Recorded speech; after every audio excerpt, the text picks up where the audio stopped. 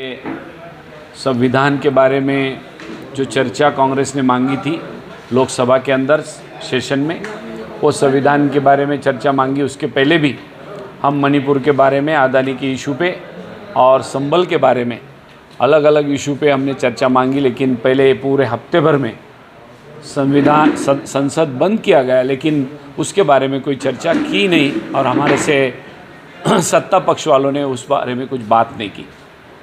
आखिरी में हमारे अपोजिशन लीडर सम्माननीय राहुल जी गांधी साहब ने दूसरे हफ्ते में सेशन चलाने की कोशिश की, लेकिन सामने वालों की तरफ से कोई हमको रिस्पांस नहीं मिला। उसके बाद अगले हफ्ते में हमने ये कोशिश की कि हमारे संविधान को 75 साल पूरे हो गए, वो संविधान के अंदर आपने कुछ चर्चा होनी चाहिए। वो चर्चा के बारे में सरकार ने हाँ कर दी और 2 दिन संविधान के बारे में चर्चा चली। अब ये संविधान परम पूज्य डॉक्टर बाबा साहब अम्बेडकर ने लिखाया, उनके संविधान पे बहुत अच्छा तर्क वितर्क सत्ता पक्ष ने और विपक्ष ने भी रखा और सब लोगों ने इस बात का पूरा श्रेय ये परम पूज्य डॉक्टर बाबा साहब अम्बेडकर को दिया। और परम पूज्य डॉक्टर बाबा साहब अम्बेडकर जी ने ये अच्छा काम किया, हमारे देश के अंदर सब कुछ साथ में लेके चलने वाला संविधान दिया। सारे लोग चर्चा करने लगे, लेकिन ये चर्चा उनको हजम नहीं हुई सत्ता पक्ष वालों को। क्यों? तो उनको जो मंसूबे थे 2024 के चुनाव में उन्होंने जो 400 पार का नारा लगाया था, वो 400 पार का नारा उनका सफल नहीं हो पाया। और वो क्यों 400 पार का नारा देना चाहते थे, उसकी वजह यही थी कि उनको 400 पार का नारा देने की वजह कि उनको संविधान बदलना है। अब ये संविधान बदलने का वो बोलते हैं कि आपने चुनाव में नैरेटिव सेट किया। हमने नहीं नैरेटिव सेट किया। उनके जो कृष्णा हेगड़े और एमपी के जो मिनिस्टर है, दोनों भी मिनिस्टर ने कहा था हमको 400 पार इसलिए करना है कि हमको संविधान बदलना है। और कल तो 2 दिन तो संसद के अंदर बड़ी अच्छी सी चर्चा हुई और तारीफ़े काबिल वो संविधान का चर्चे का जो मसला रहा वो बहुत अच्छा रहा और सारे लोगों ने बोला कि बाबा साहब ने बहुत अच्छा संविधान हमको दिया।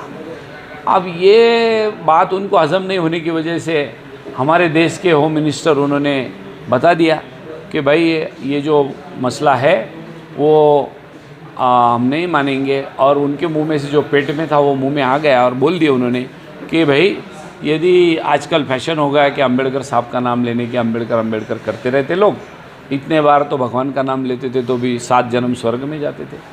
ऐसी बातें उन्होंने एक तरफी और बाबा साहब का निंदाजनक वक्तव्य उन्होंने वहाँ किया।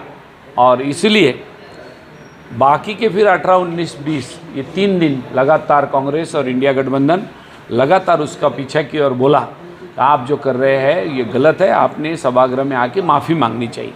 पहले दिन डिमांड की, दूसरे दिन की, तीसरे दिन की, लेकिन तीनों दिन भी उन्होंने नहीं माना। उल्टा उन्होंने डिफेंस में जा कर के और प्रेस कॉन्फ्रेंस ले करके पंतप्रधान महोदय में उस दिन 6 बार ट्वीट किया। काय के लिए ट्वीट करा? तो अमित शाह जी को प्रोटेक्ट करने के लिए ट्वीट करा। लेकिन उनको समझ में आ गया हमारे से ये गलती हो गई है, अब क्या करेंगे। लेकिन वो उनको मालूम है झूठा बोलने का उनका तो हमेशा की आदत रही है। फिर उन्होंने आखिर में सभागृह उस दिन ख़त्म कर दिया और बोल दिया कि अभी अधिवेशन अनिश्चित काल के लिए स्थगित किया जा रहा है। इसलिए मैं हमारे कांग्रेस पार्टी का स्टैंड यही रहा कि जब तक के हमारी मांग है कि अमित शाह जी ने, पंतप्रधान मोदी जी ने होम मिनिस्टर अमित शाह जी का रिज़ाइन लेना चाहिए, इस्तीफ़ा लेना चाहिए। और जब तक वो इस्तीफ़ा नहीं लेते तब तक हम हमारे आंदोलन, प्रोटेस्ट, मोर्चे ये करते रहेंगे। और आने वाले 24 तारीख को औरंगाबाद के अंदर, संभाजी नगर के अंदर हमारे अपने महात्मा ज्योतिबा फुले औरंगपुरा में जो उनका स्मारक है, वहाँ से कांग्रेस पार्टी का मोर्चा जिलाधिकारी कार्यालय पे आएगा और जिलाधिकारी को हम हमारा निवेदन सौंपेंगे। धन्यवाद। की घटना, उसके बाद डायरेक्ट लोकसभा के अंदर और उसके बाद लोकसभा की घटना के बाद मुंबई कांग्रेस ऑफिस के ऊपर जो हमला हुआ है, तो किस तरीके से आप ये पूरे नैरेटिव को देखते हैं? एक एखादे को ज़्यादा खासदार या ज़्यादा सांसद और ज़्यादा आमदार या ज़्यादा एमएलए जीत कर आए तो जो सत्ता की मस्ती जिसको बोलते हैं वो जब आने के बाद आदमी हाथ में डंडा लेकर के कुछ भी काम करता है। आप देखेंगे आप राहुल जी के ऊपर झूठा केस दाखिल किया और हमारी जो ताई है क्या नाम हमारी वर्षाताई गायकवाड़ उन्होंने अध्यक्ष है वहाँ एक लेडी अध्यक्ष होने के नाते और दलित समाज से आते हुए और कांग्रेस का कार्यालय तोड़फोड़ करने का जो गलत काम वो भी भारतीय जनता पार्टी के लोगों ने किया उसकी तो मैं कड़ी निंदा करता हूँ। लेकिन हमारे देश के अंदर कलम से काम चलने वाला है, संविधान में लिखा है और ये गलत काम उन्होंने किया है। उसका भी निवेदन हम मुख्यमंत्री को सौंपे हैं और एक बार उसके बारे में चर्चा होंगी। परसों ही असेंबली के अंदर नागपुर में जो सेशन चल रहा था उसके अंदर भी हमारे लोगों ने ये बात उठाई थी। सर एक आखिरी सवाल, लोकसभा में जो हंगामा हुआ, राहुल गांधी के जो एलिगेशन हुए, एफआईआर भी दोनों साइड से फटी हुई है, आप खुद वहाँ पे प्रत्यक्षदर्शी थे उस मूवमेंट के, आप खुद गैलरी में भी चढ़े थे, आपको अड़ाने के लिए वहाँ पर गार्ड्स वगैरह भी आए थे। सर क्या हुआ था वहाँ पे एग्जैक्ट, आप क्या कहेंगे? एक्चुअली उस दिन हमने हमारा प्रोटेस्ट एक आराम से कोई किसी की दिक्कत नहीं ऐसा चल रहा था।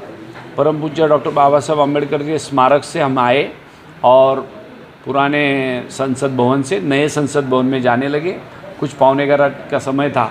हमने 10 मिनट 15 मिनट वहाँ प्रोटेस्ट करा और 5 मिनट रहते करके हमारे आला कमान ने बोल दिया कि आप अभी हम लोग अपना यहाँ का प्रोटेस्ट ख़त्म करेंगे और अपन अंदर चले जाएंगे। उस टाइम भीड़ थी ज़रूर वहाँ, लेकिन न किसी ने किसी को धक्का मारा, न किसी की वजह से चोट आई। लेकिन झूठे इल्ज़ाम करने के और राहुल जी को फंसाने का काम करते हैं। अभी राहुल जी का नेतृत्व दिन ब दिन उभरते आ रहा है तो राहुल जी को गुताने का काम कर रहे हैं। ये सीधा सीधा अपने को दिख कर आ रहा है। इसलिए वहाँ कुछ भी हुआ नहीं और लेकिन उन्होंने बोल दिया और राहुल जी ने भी स्टेटमेंट किया भाई वहाँ रश है, ना मैं किसी को धक्का मारा ना किसने मेरे को मारा। और ऐसा बात करते हुए भी उन्होंने पुलिस स्टेशन में केस दाखिल की। इतना ही नहीं तो राज्यसभा के अंदर एक महिला खासदार ने भी बोली कि हमको भी धक्के लगे, ये हुआ वो, ऐसा कभी हुआ नहीं है, ये गलत बात है।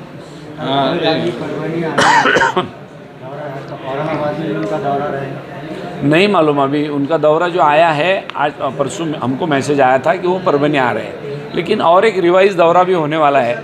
वो अभी रिवाइज दौरा आया नहीं, वो आने के बाद पता लगेगा वो औरंगाबाद आए कि नहीं, आने वाले है कि नहीं। संसद के बाहर की घटना को पंतप्रधान 6 बार ट्वीट करते हैं। पिछले 1.5 से 2 साल से अंदर मणिपुर की घटना के पर वो ध्यान नहीं दे रहे हैं। तो किस तरीके से आप 6 महीने से आप खुद संसद में हैं, किस तरीके से माहौल संसद के अंदर विरोधी पक्ष को मिल रहा है? मणिपुर जल रहा है, वहाँ हमारी बहना की इज्जत लूटी जा रही है। आपने सबने क्लिप पे देखा है, वहाँ के मीडिया में बताया है। उसके बारे में उन्होंने आज तक मुंह नहीं खोला, प्रेस नहीं ली, वहाँ जाकर विजिट नहीं करे और उसके बारे में नहीं करने के बाद तुरंत होम मिनिस्टर के ऊपर ये बात आने के बाद तुरंत ट्वीट करना चालू कर दिया। इसका मतलब ही ये है कि देखिए शंभू बॉर्डर पे हरियाणा, चंडीगढ़ और राजस्थान, पंजाब इधर के काश्तकार दिल्ली में आके जम के बैठे हुए कि ये काले कानून आपने तो वापस ले लिए, लेकिन एमएसपी कानूनन लागू करो। इसके लिए उन्होंने मोर्चा और धरना आंदोलन रखा है। उनके ऊपर पानी मार रहे, उनके ऊपर रास्ते में कीले ठोक रहे, लेकिन उनको दिल्ली में अंदर आने नहीं दे रहे। एक काश्तकार तो अनशन में बैठे हुए उनके नेता, उनको मिलने को टाइम नहीं है उनको, उसके बारे में वो ट्वीट नहीं करते, उसके बारे में मिलने को नहीं जाते। लेकिन होम मिनिस्टर के प्रोटेक्शन में उन्होंने उनका ट्वीट किया, ये सरासर गलत बात है।